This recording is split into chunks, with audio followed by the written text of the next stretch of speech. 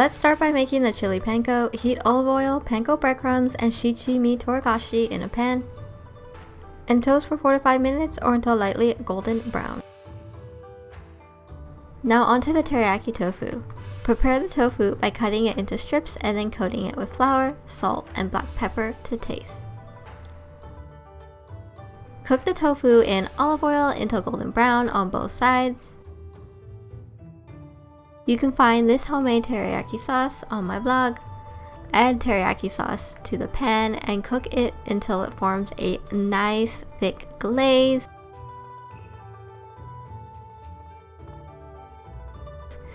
To assemble your sushi rolls, you will also need cucumber and avocado. Trim and discard 1/4 of the nori, leaving a 3/4 sheet to use. Add some sushi rice and then dip your fingers into a small bowl of water. Using your wet fingers, spread out the rice evenly over the seaweed, leaving a 1/2 inch space at the top. Flip the seaweed sheet with the rice facing down. Add teriyaki tofu, cucumber, and avocado. Tightly roll up.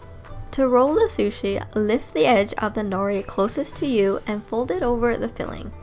You can use your other hand to hold the filling while rolling it tightly away from you.